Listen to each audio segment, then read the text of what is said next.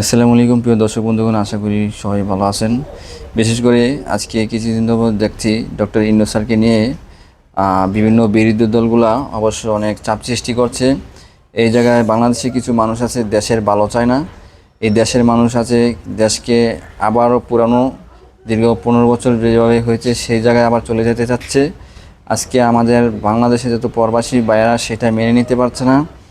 যেটা আমরা প্রবাসী ভাইয়েরা, যেটা আমি যেহেতু একজন প্রবাসী, ওনারা চাইতেছে, প্রবাসী সকল প্রবাসীরা চাইতেছে ডক্টর ইউনূস স্যারই ক্ষমতায় আছে থাকবে। উনি যে সমস্ত সিদ্ধান্ত করে নির্বাচন হবে, সমস্ত দলগুলো একত্রিতভাবে তখন নির্বাচন হবে। কিন্তু এই মুহূর্তে ডক্টর ইউনূস স্যার আছে বা থাকবে এটা প্রবাসীর কথা। আর বিশেষ করে বাংলাদেশের কিছু মানুষ আছে দেশের এটা ভালো চায় না, যার কারণে আজকে এই অবস্থা। আমি মনে করি দীর্ঘত অনেক বছর পরে একটি দেশের মানুষ জেনে শুনে ওনার হাতে দেশকে তুলে দিয়েছে। তো আমরা প্রবাসীরা গরম পাসপোর্ট বানাইতে গিয়ে ভেরিফিকেশন বিভিন্ন অনেক কিছুর ক্ষেত্রে হয়রানির শিকার হইতো, সেগুলা সে কন্ট্রোল করেছে। মানুষের প্রবাসীদের জন্য সুযোগ সুবিধা দিয়েছে। প্রবাসী মানুষ দেশকে আমরা কিভাবে সচেতন রাখবো সেই জন্য সে আরও বড় ধরনের অঞ্চল লোন তুলে কীভাবে কী করবে সেটা সুযোগ সুবিধা দেওয়া হইতেছে। তো ইতিমধ্যে আমরা দেখছি, আমরা চাই দেশকে আমরা আরও কীভাবে ভালো রাখবো। আমরা দীর্ঘত 15 বছর দেশ যেভাবে চলেছিল, হামলা মামলা মিথ্যা অপবাদ মানুষের হয়রানির শিকারী, সেগুলা আর যেন না হয়। দেশে সব কিছু ভুলে গিয়ে শান্তিপূর্ণভাবে থাকুক। আজকে এই মুহূর্তে যদি ডক্টর ইউনূস স্যার যদি একটা এমন মানুষ, আমি জানি দেশের মানুষ জানে সারা বিশ্বের ভিত্তিতে সে একজন পরিচিত, পপুলারভাবে একজন পরিচিত মানুষ ইন্টারন্যাশনাল। সে যদি দেশের বারপথা ছাইড়া দেয় তার কিছুই আসে যাবে না, তার অসংখ্য বিশ্বের ভিত্তিতে একজন পরিচিত মানুষ। তবে আমি মনে করি দেশটিকে যাইতে হয় শান্তিপূর্ণভাবে, দেশটা এরকম একটা জায়গা নিয়ে পৌঁছাক যাতে সারা বিশ্বের কাছে আমাদের এই বাংলাদেশ যাতে ইতিহাস হয়ে থাকে, এরকম কিছু করার আমার মনে হয় হবে। আর আমরা অসংখ্য যুবক ভাই বেরাদর যারা দেশে আছি সবারই একটা স্বপ্ন থাকে ইউরোপের ভিতরে যাওয়ার জন্য, ইটালি ফ্রান্সে বিভিন্ন ইউরোপ যাওয়ার কাজকর্ম করার জন্য ওই প্রবাসগুলা। সেই ক্ষেত্রে আশা করি ওনারা দিয়ে সম্ভব, এই ডক্টর ইউনূস স্যারকে দিই।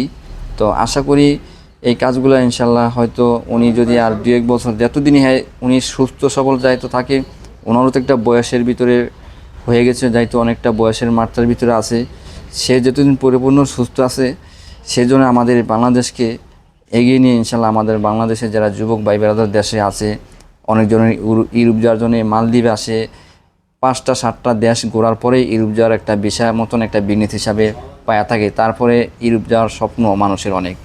সেই ক্ষেত্রে যদি আমরা ইউরোপের বিষয়গুলো যদি ইটালি ফ্রান্সের বিভিন্ন আমেরিকার বিষয়গুলো যদি সে যদি পসিবল করে যদি করতে পারে, এটা একটা আভাস পেয়েছিলাম, যদি করতে পারে তাহলে আমাদের বাংলাদেশকে আরও উন্নত দিকে চলে যাবে। তো সেই কাজগুলো সেই দেশটা এরকমভাবে একটা পরিস্থিতি নিয়ে পৌঁছাক যাতে দেশটা যাতে পরিপূর্ণভাবে একটা সুন্দরভাবে শান্তিপূর্ণ একটা দেশ হিসাবে দেশের মানুষ জনগণ যাতে শান্তিভাবে বসবাস করতে পারে, আমরা সেটা চাই। তারপরে উনি নেতৃত্বে আরও অঙ্গ সংগঠন যে সমস্ত দলগুলো আছে একটা রাজনীতির একটা পটে অবশ্য আসবে সিদ্ধান্ত করে, তখন একটা শান্তিপূর্ণ একটা জাতীয় নির্বাচন হবে। সেই নির্বাচনে আমরা যে কোনো সরকারি আসে সেটার জন্য আমরা সক্ষম আশা করি। সেটা প্রবাসীর যে কথাগুলো আজকে আপনাদের মাঝে আমি তুলে ধরেছিলাম। অবশ্যই আমার ভিডিও ব্লগটা আপনারা বেশি বেশি করে লাইক করে শেয়ার করে কমেন্ট করে আপনাদের মতামত জানাবেন। যেহেতু আমি কিছুদিন ধরে করেছি একটা ব্লগ বানাবো, এর বিষয় নিয়ে আলোচনা করব, তার বিষয় নিয়ে আজকে অবশ্য আপনাদের মাঝে এই কথাগুলো রাখলাম। প্রবাসের এমন দেশের আর দলিতভাবে অবশ্য আমি বিশেষ করে বিএনপিকে অনেকটা সাপোর্ট দিয়ে এসেছি বা করেছি দীর্ঘত 15 বছর। ওনার অনেক জুলুম অনেক কিছু, তারা অনেক লোকজনের সাথে তারা অনেক কষ্টের ভিতরে এই 15 বছর কাটাইছে।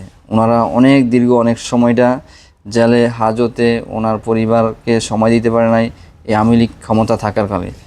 তো ওনারও কলম এই দেশে সারা বিশ্বের ভিতরে বিভিন্ন দেশে অনেক নামদাম আছে, বিভিন্ন একটা বিশাল বড় একটি বিএনপির দল। তো যেহেতু একটা দল আওয়ামী লীগ দীর্ঘত 15 বছর দল ক্ষমতা ছিল, তাদেরও তো অধিকার আছে। দেশের জনগণ যদি চায় আগামীতে ইনশাআল্লাহ বিএনপি আসবে, সেটা দেশের জনগণের অধীনেতে। আর বিএনপি জাতীয়বাদী দলও এটা কলম সবসময় তারা বলেছে জনগণের নেতৃত্বে, জনগণের অধিকারে, জনগণের বিশ্বাস ভালোবাসা নিয়ে তারা জনগণের ভোট দিয়ে তারা দেশকে সরকার গঠন করবে বিএনপি। আশা করি বুঝছেন ব্যাপারগুলো। দর্শক বন্ধুগণ, আমার কথাগুলো যদি ভুল বুঝে হয়ে থাকে আপনারা ক্ষমা দৃষ্টি দেখবেন। আমি সবসময় হক পথে ছিলাম, হক পথে আছি, থাকবো। আর আমার জীবনে কেউ ক্ষতিগ্রস্ত হয় না। আর আমি যদি কাউকে যদি জানি না শুনে ক্ষতিগ্রস্ত করে থাকি, সেটা আমার দা হয়নি। আশা করি আমি সবসময় ভালো কথা করার চেষ্টা করি, কিন্তু আমার থেকে যেটুকু আমার সম্ভব। তো আশা করি ব্যাপারটা বুঝছেন। সবাই ভালো থাকবেন, সুস্থ থাকবেন। আজকে বিশেষ করে এই পর্যন্তই। আসসালামু আলাইকুম, খুদা হাফেজ।